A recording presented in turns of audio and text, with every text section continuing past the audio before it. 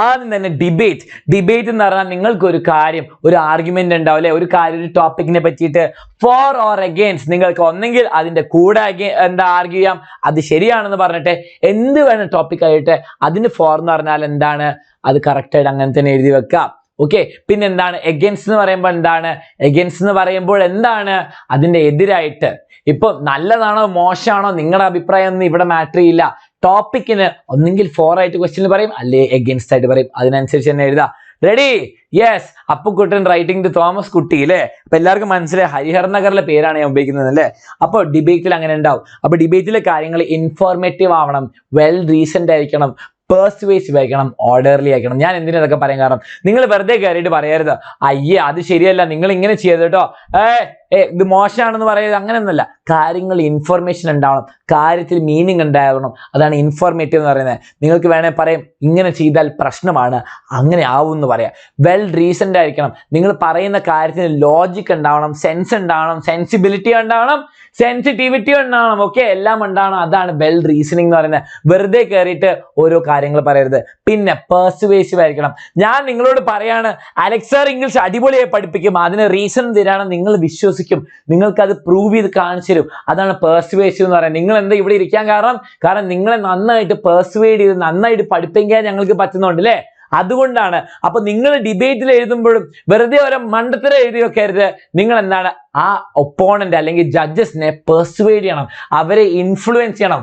Social influencing അല്ല, social marketing അല്ല, proper ആയിട്ട് കാര്യങ്ങൾ പറഞ്ഞിട്ട് ആൻഡ് ഓർഡർലി ആയിരിക്കണം. അത് നമുക്ക് അത്ര ഇമ്പോർട്ടൻ്റ് ഇല്ല, കാരണം എന്താ നമ്മളോട് വെറുതെ ആർഗ്യുമെന്റ്സ് എഴുതാൻ പറയുള്ളൂ, അല്ലാണ്ട് ഡിബേറ്റ് സ്പീച്ച് ഒന്നല്ല, ഡിബേറ്റ് ആർഗ്യുമെന്റ്സ് മാത്രമേ എഴുതാൻ പറയുള്ളൂ. അപ്പോൾ എന്താ നമ്മുടെ സെൻസോഡൈൻ എന്നൊക്കെ പറഞ്ഞ ആൾക്കാർക്കൊക്കെ എന്താ ക്വസ്റ്റ്യനിലേക്ക് കിടക്കാം. ക്വസ്റ്റ്യൻ എന്താണ്, മോഡൽ 2021 വന്നാണ്, the digital classrooms are superior to normal education. Digital classrooms are superior എന്നാണ് പറഞ്ഞത്. 4 ആർഗ്യുമെന്റ്സ്, ഒന്നെങ്കിൽ ഫേവർ അല്ലെങ്കിൽ എഗൻസ്റ്റ് എഴുതാം, ഇവിടെ ഓപ്ഷൻ ഉണ്ട്. അല്ലെങ്കിൽ എന്താ പറയാ, രണ്ടും എഴുതാൻ പറയും. ഇപ്പോൾ എക്സാമ്പിൾ നോക്കാം, ഇതാണ് ആൻസർ. 4 എന്ന് പറഞ്ഞിട്ട് നിങ്ങൾ ഓരോ പോയിന്റ്സ് എഴുതാം. എന്താണ് ഇഷ്ടമുള്ള പേസിൽ പഠിക്കാം, എപ്പോഴും വേണമെങ്കിൽ കാണാം, പിന്നെ എന്താ എപ്പോഴും റിപ്പീറ്റ് ചെയ്ത് കാണാം.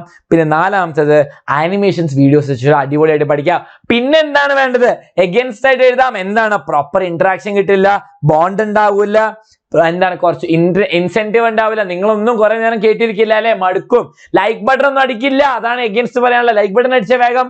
പിന്നെ പിയർ ടു പിയർ സ്ട്രെയിൻ ഉണ്ടാവില്ല, നമ്മളെന്താ ഫ്രണ്ട്ഷിപ്പ്, നിങ്ങൾക്ക് എന്താ അങ്ങോട്ടും ഇങ്ങോട്ടും മിണ്ടിങ് കളിച്ചൊന്നും നടക്കാൻ പറ്റില്ല അല്ലെ, ടിക് ടാക്ടോ കളിക്കാനോ ബാക്കിൽ ഇരുന്നിട്ട് എന്തെങ്കിലും ബൗക്കിലെ കുത്തി കളിക്കാനോ പറ്റില്ല. പിന്നെന്താണ് ഐ സ്ട്രെയിനും കോൺസെൻട്രേഷൻ ഇഷ്യൂസും. ഇനി നമുക്കൊരു പ്രീവിയസ് ഇയർ ക്വസ്റ്റ്യൻ നോക്കാം. Internet is the greatest gift of technology as it helps to get the world opened up to our fingertips.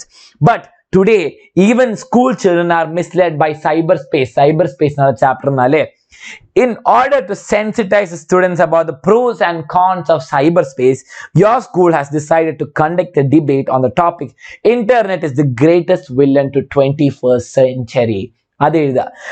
They draft 4 points in support of the topic. 4 points എഴുതണം, വെറുതെ bullet ഇട്ടിട്ട് 4 points പറയണം, support ചെയ്യണം. എന്ത്, ഇന്റർനെറ്റിനെ അല്ല, ടോപ്പിക്കിനെ. Topic എന്താ, internet ആണ് ഏറ്റവും വലിയ 21st century വില്ലൻ. അപ്പോൾ എന്താണ്, അതിനെ സപ്പോർട്ട് ചെയ്യണം. ഫോർ ദ മോഷൻ എന്ന് പറയും. അപ്പോൾ എന്താണ് എഴുതി വെക്കാം, addiction time waster and causes distraction. Okay, addiction ആണ്, ടൈം വേസ്റ്റർ ആണ്, ഡിസ്ട്രാക്ഷൻ കോസ് ചെയ്യും. ശരിയല്ലേ? നിങ്ങളിപ്പോൾ ഈ ലൈവ് കാണുമ്പോൾ നിങ്ങളുടെ ഫ്രണ്ട് മെസ്സേജ് അയക്കുകയാണ് അല്ലേ, അപ്പൊ നിങ്ങൾ എന്താ വേഗം അത് പോയി നോക്കും, അതെന്താ അഡിക്ഷൻ അല്ല, അതെന്താ ഡിസ്ട്രാക്ഷൻ ആണ് അല്ലേ.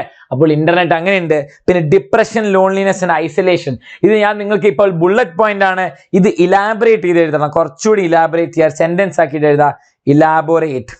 Elaborate okay into sentences. Okay, sentences bullet point ആക്കി വെച്ചോ, പക്ഷെ സെന്റൻസ് ആയിട്ട് എഴുതുക. പിന്നെ എന്താണ് ഇന്റർനെറ്റിലുള്ള പ്രശ്നങ്ങൾ എന്താ, pornographic content or violent images, അങ്ങനത്തെ കുറെ പ്രശ്നങ്ങളുണ്ട്. നിങ്ങൾ ഡിസ്റ്റർബ് ചെയ്യുന്ന ഇമേജസ് അല്ലെ, ഡിസ്റ്റർബിങ് കണ്ടന്റ് അല്ലെ, ഗ്രാഫിക് വിഷ്വൽ മീഡിയ ഉണ്ടാവും. പിന്നെന്താണ് അഫക്ട്സ് ഫോക്കസ് ആൻഡ് പേഷ്യൻസ്. നിങ്ങൾക്ക് ഇപ്പം ഒരു എക്സാമ്പിൾ പറയണ, പണ്ടൊക്കെ യൂട്യൂബിലെ വീഡിയോസ് ഒക്കെ ലെങ്ത് കൂടുതലായിരുന്നു, കാരണം എന്താ, റിസർച്ച് കണ്ടുപിടിച്ചു ലോങ്ങർ വീഡിയോസിന് അറ്റൻഷൻ സ്പാൻ കൂടുതൽ വേണം. പണ്ടത്തെ ആൾക്കാർക്ക് അത് പ്രശ്നമില്ലായിരുന്നു. ഇപ്പോൾ നിങ്ങൾ ശ്രദ്ധിച്ചാൽ പിന്നെന്താണ് 1 minute വീഡിയോ ആണ് ഇൻസ്റ്റാഗ്രാമിൽ പണ്ടുണ്ടായിരുന്നത്. പിന്നെന്താണ് അത് കഴിഞ്ഞിട്ട് ടിക്ടോക്കിലും റീൽസിലും യൂട്യൂബ് ഷോർട്സിലും കൂടി നമ്മുടെ കോൺസെൻട്രേഷൻ പവർ അല്ലെങ്കിൽ എന്താണ് നമ്മുടെ ഫോക്കസ് ഒക്കെ കുറഞ്ഞു വരുന്നതാണ് റിസർച്ച് ചെറുതായിട്ട് പറയുന്നത്.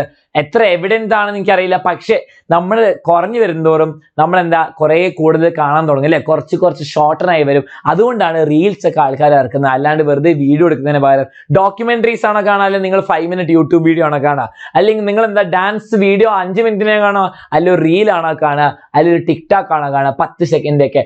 അവിടെയാണ് വ്യത്യാസം വരുന്നത് ഷോർട്സ് ഒക്കെ ആകുമ്പോൾ അല്ലെ. നമ്മുടെ ഇന്റർനെറ്റ് കാരണം നമ്മുടെ എന്താണ് അറ്റൻഷൻ സ്പാൻ, നിങ്ങൾക്ക് ഒരു സാധനത്തിൽ ഫോക്കസ് ചെയ്യുക, ബോറിംഗ് കാര്യമാണെങ്കിൽ ഫോക്കസ് ചെയ്യാനുള്ള അറ്റൻഷൻ സ്പാൻ ഒക്കെ കുറഞ്ഞു വരുന്നു. അത് എഴുതി വെക്കുക, വെൽ റീസൺഡ് ആയിരിക്കണം. ഓക്കെ, റെഡി അല്ലേ? അപ്പോൾ നമ്മൾ എന്താണ് ഡിബേറ്റും കഴിഞ്ഞു.